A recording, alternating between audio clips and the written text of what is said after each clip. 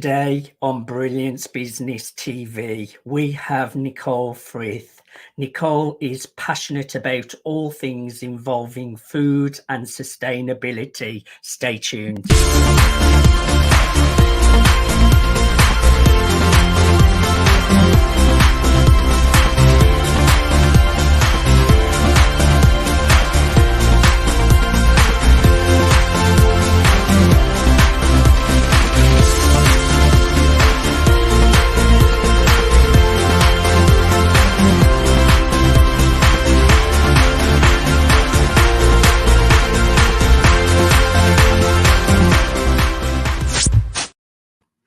Welcome to Brilliance Business TV, conversations with leading experts in business.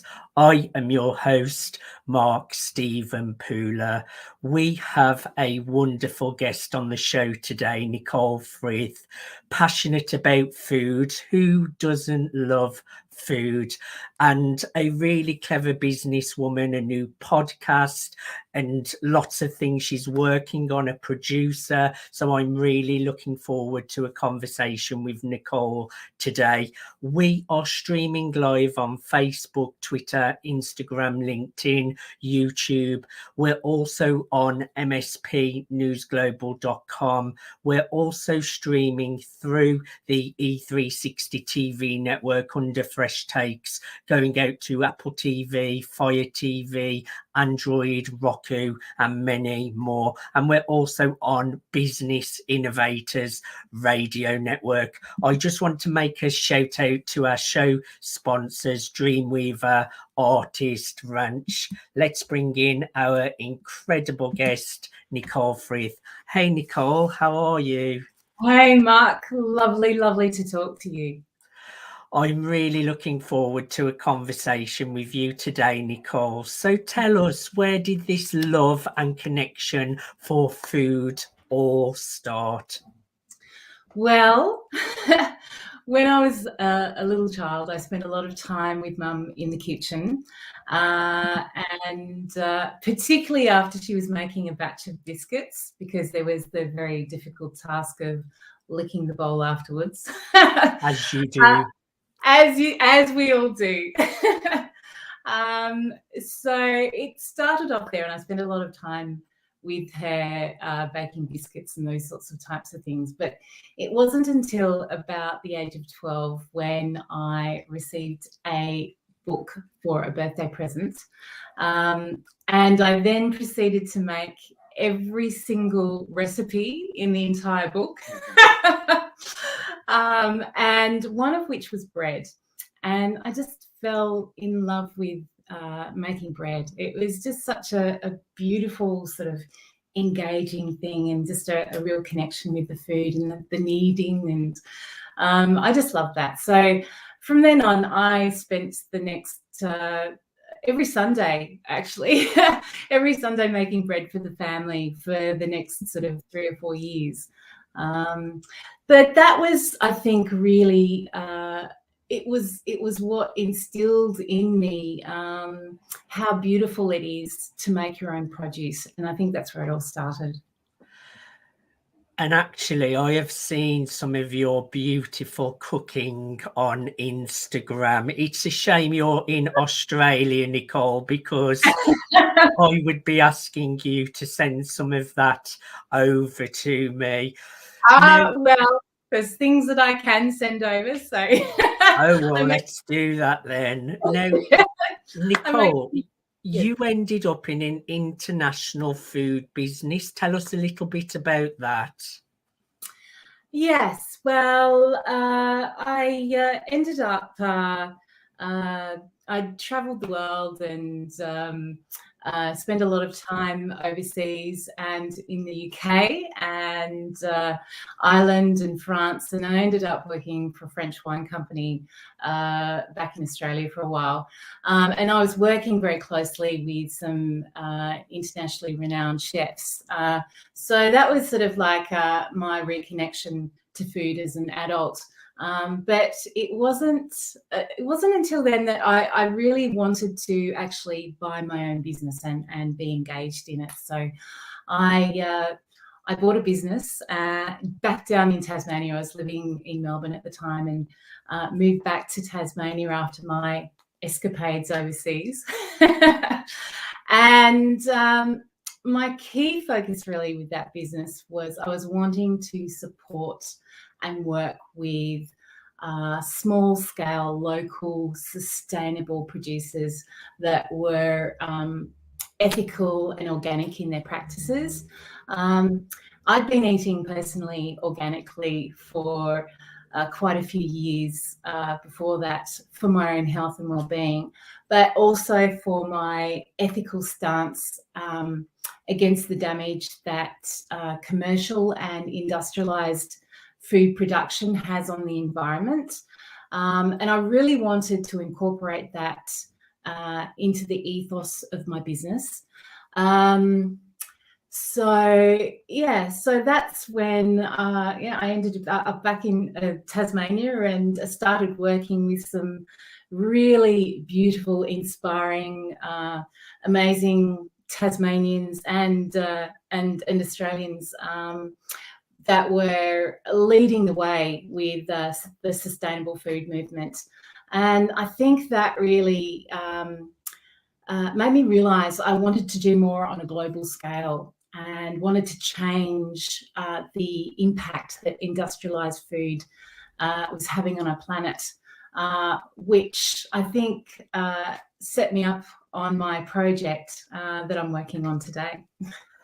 Amazing. Let's just go back a little bit. We'll go more into what you're doing now in a short while. What was your key focus in your international food business? Yes, so my key focus was working with those sustainable producers, and I really formed a fantastic connection with them, and they really inspired me to do the work that I'm doing now. So yes, it was through them, through working with these inspirational people. There's actually one of them on my podcast. I've got a podcast that this beautiful man called Tony Shearer, and he's a maverick in the sustainable food industry. He's been working in sustainable food for 60 years. He's this beautiful old Californian hippie, and he moved down to Tasmania quite a while back at the ripe old age of, I think, 50, and I think he's now 80. So he'd spent a lot of time in California working with sustainable food. So back in the 60s, when it was just only starting, and came down here and brought all his knowledge and all his wealth of bits and pieces down to us, and was really such a maverick here in Tasmania. And he grew his own garlic. He brought garlic over from in cell form from the States, and so because he couldn't bring it over in seed form, so he bought it in cells over from the States. And now we've got this beautiful, absolutely prolific purple garlic, which actually Tasmania is well renowned for, and that's all to him. So I was working with some very inspirational people, and I think that sort of inspired me to work on the project that I'm working on now. Excellent. We will talk a lot more about your project. I think let's just talk a little bit about sustainability. What does that mean? What is that related to food? And you mentioned the environment. Let's talk a little bit about the damage that food does to the environment. And let's talk a little bit about what you believe in and what is a better choice. Yes, well, that's a really fantastic question, Mark. Industrialized food has a very huge impact on the environment in the world. There's lots of pesticides used. There's a lot of wastage used. A huge amount of wastage occurs with the industrialization of food. In fact, actually, a third of all food produced in the world ends up as waste each year. And a lot of that is to do with the fact that there's big chain supermarkets that are perpetuating this cycle, and they're sort of driving the driving force of and dictating to these farmers basically price and what vegetables and fruit should look like. So if you've got a carrot with two little weird shaped legs, or you've got a tomato with a little nose or something like that, all the beautiful things that organic farmers and producers embrace, that's shunned by the large scale supermarkets. And so all of that produce just is thrown away and wasted. And of course, that has a huge impact on the environment. If we, as if food waste was a country, it would be the third largest producer of greenhouse gases in the world. So, so there's some really sort of very heavy statistics to inspire us to actually support small growers and small producers, and really connect in with our local communities and see what's happening around us. And instead of sort of importing sort of a lot of ingredients from all around the world, and the large chain supermarkets supporting them, divert our funds and attention towards those farmers and growers that are doing the right thing and growing more sustainably. And that is that, you know, you can you don't actually have to grow your own. You can just support those industries by buying Yes. some local produce and local food. So I think that's, you know, that's a really important factor to realise, that supporting the supporting the sustainable food industry really is supporting the environment as well. And yeah, so I think that's really a key point. I had to smile because before I come on to the interview, Nicole, I was actually saying sustainability a few times because it is difficult to say, and I was thinking I don't want to mess this one up. So I'm glad you did anyway. Thank you. I think give you a tongue twister. I think it's great points what you're making. It's so important we look after the environment, but these foods are better for our bodies as well. They are better health-wise, and Right. there's no more better time now to be looking after our environment and looking after the planet. So I really admire the work that you're doing. We will come back after a commercial break and we will carry on with the really, really interesting conversation. And thank you everyone for joining us for part one of Brilliance Business TV. We're in conversation with Nicole Frith. We've been talking about sustainability of food, environment. Join us after the commercial break.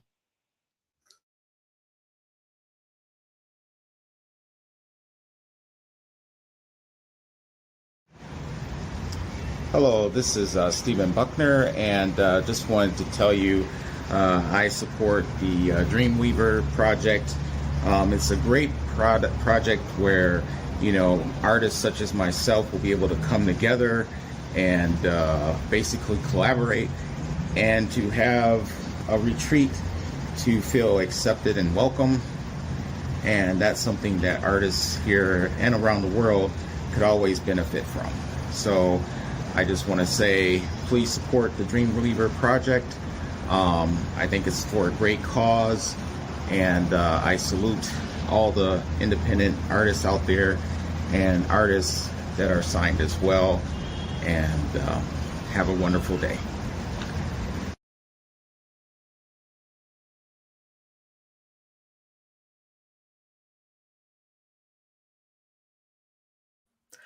Welcome back to Brilliance Business TV, conversations with leading experts in business. We're in conversation with Nicole Frith.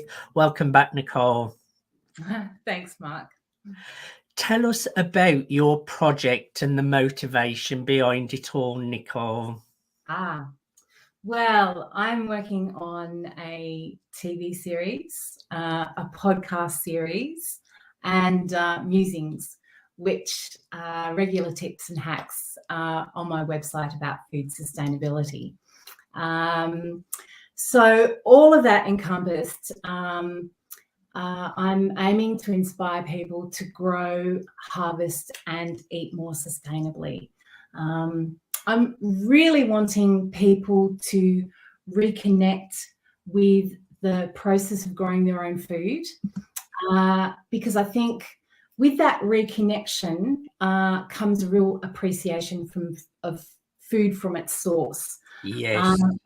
I think we really have lost that connection. A lot of it's just, go to the supermarket, buy our own food, and there's not really a huge amount of value that's placed on it. And we feel like, well, we've bought it and purchased it, and we can throw it away. And there's actually a huge amount of wastage that occurs with that. But when you actually grow your own, and you appreciate it. You do, absolutely. And you have that really that connection to it. And everything when I was growing up, my mum and dad used to grow a lot of their own fruit and vegetables, and they actually still do. They're going strong and doing an amazing job. They taste better as well when you grow them yourself. Oh, absolutely. Markedly different. I mean, I've grown some heirloom tomatoes this year, and I should actually race down and get the bowl of tomatoes that I've got in my fridge. It's just so spectacular, and they're all different colours. I suggest to anyone, if they haven't grown tomatoes or haven't tasted tomatoes fresh out of the garden, it is just chalk and cheese. They're so beautiful and so delicious.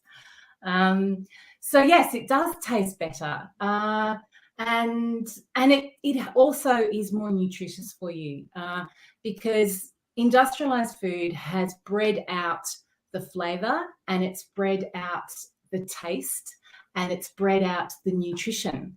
So what we're left is with very nutrient lacking, flavorless food from the supermarket. It's just, awful stuff really in comparison to when you grow your own or you go to a farmer's market. And because, we don't all have to grow our own. We can actually, support farmers markets or local people, or even our own neighbours and friends. I do a bit of bartering with my neighbourhood around here, and I have actually 4 lemons in my yard. I love variety of lemons. I'll talk about that later, and you can go to my website as well.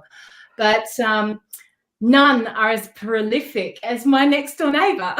And so she gives me a whole heap of these beautiful Maya lemons, and we just do a bit of a barter and swap. And likewise with my neighbours across the road, and I'm very envious of my neighbours on the other side. They grow some spectacular vegetables. They have an amazing vegetable crop. And so there's also that community connection as well that happens when you're growing your own food, or when you're sort of engaged in that. So that's also a lovely aspect, and it goes back to that old barter system. It's really a lovely part of growing your own food. So yeah.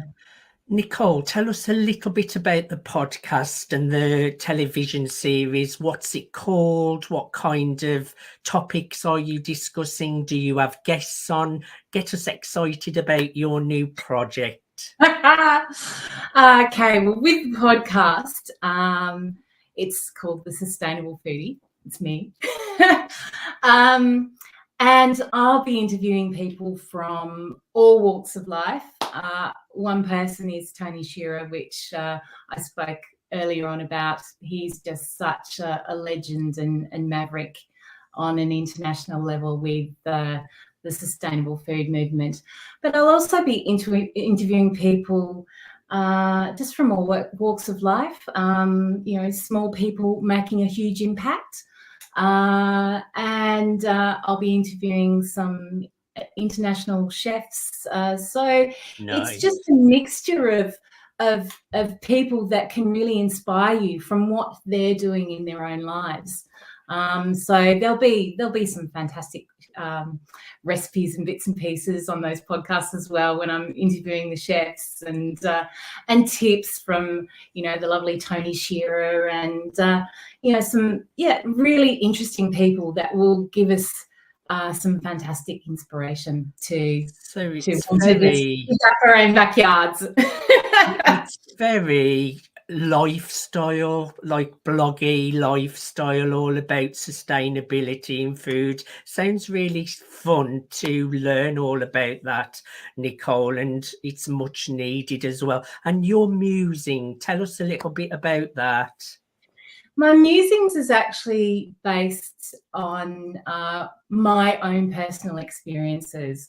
So what I'm growing in the garden, what is inspiring me at the moment, what I'm cooking out of the produce from my garden. So that's sort of more based around my own personal experiences and what is inspiring me at the time. And it's very similar to a blog, I suppose.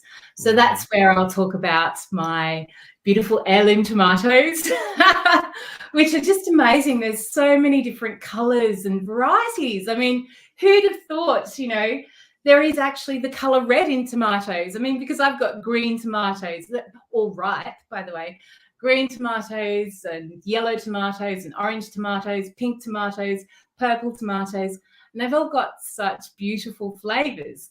So and also I'll talk about that and talk about how you can actually do that, and you can grow tomatoes from cuttings. Who'd have thought?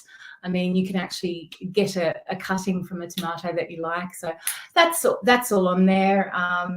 Also growing things from seed. I've grown a lot of things from seed, which is just so ridiculously inexpensive and practical. And you don't even have to have a garden. You can just grow some seeds in a pot and put them on the windowsill.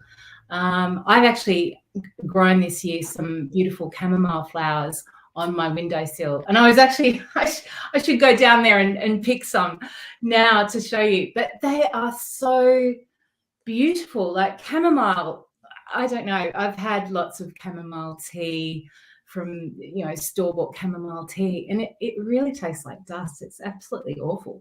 I was thinking, what is this trend or obsession with chamomile tea? It just tastes disgusting. It tastes like dust and doesn't really have any benefits that I've noticed. It's supposed to be very calming and relaxing, and after I've tasted it from the store, it just doesn't do anything for me. Anyway, just this amazing experience this year of growing these beautiful chamomile flowers that look a little bit like white daisies. I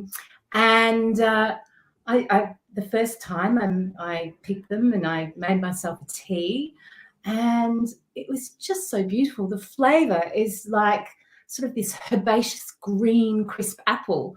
And then also 20 minutes after that, I was, napping on the couch. So that was really interesting. And also too, I think with the store-bought stuff, I don't think people are aware, it has a very short shelf life, the potency of chamomile. So it only lasts about 6 months. So we're generally getting very old stock that is sort of a year old. So not only does it have no flavour, it just doesn't have any potency to it either. It doesn't do anything.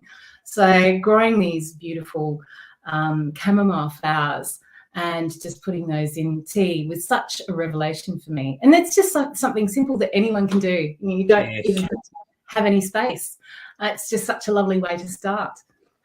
What tips do you have for just a couple of people just starting out on their journey in sustainability with food?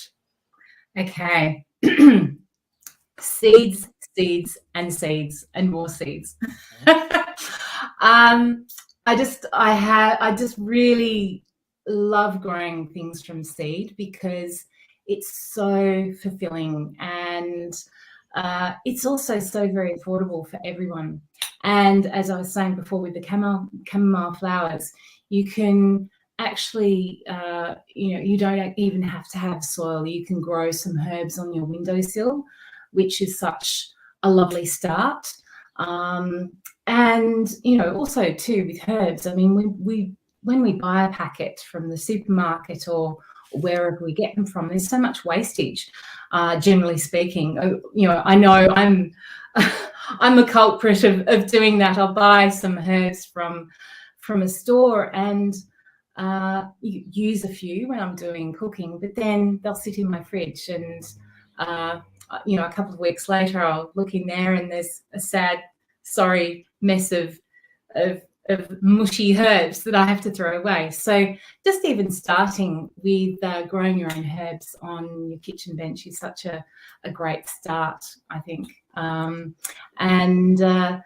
If you do have some land, I grew these huge zucchinis from seed this year, which started off inside. We planted these tiny little seeds that cost me, I don't know, a couple of dollars in Australia. So, and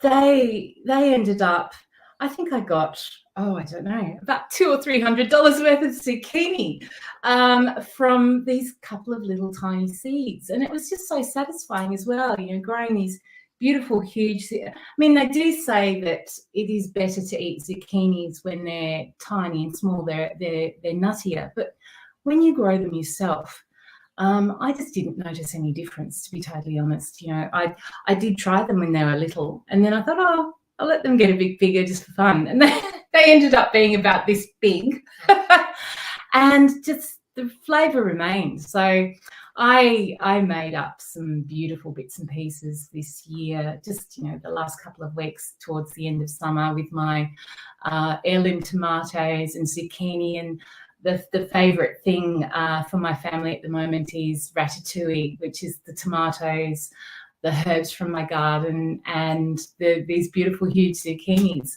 So yes, it's just such a satisfying thing, and also incredibly cost effective as well. So yes, and it's fun when you're growing your own. It's like a real achievement, isn't it, when you're watching things grow? Nicole, we are coming to the last couple of minutes of the show.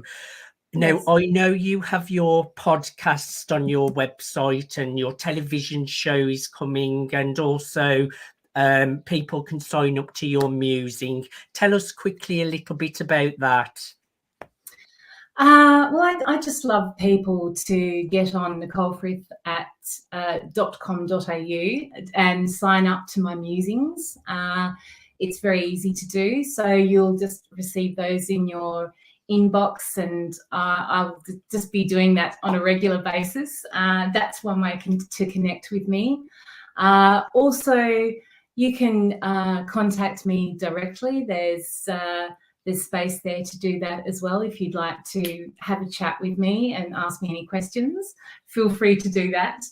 And my podcast is available on my website as well. So just go to nicolefrith.com.au, and you've got everything there ready and waiting for you to start growing your own bits and pieces, or being inspired to plant some herbs, plant some zucchini seeds, and see how you guys go. I would encourage everyone, if you've resonated with Nicole, if you're interested in how you can start growing your own food, if you're interested in being more sustainable with food, connect with Nicole, check out her podcast. sign up for her musing, go to nicolefrith.com.au. That's nicolefrith.com.au, nicolefrith.com.au. My last question for you, Nicole, what is your key takeaway? Right. Yes. What a lovely question. And thank you so much for asking that, Mark. I think food is a part of every single person's life, and the choices we make around what we eat can have a huge impact on the planet, obviously.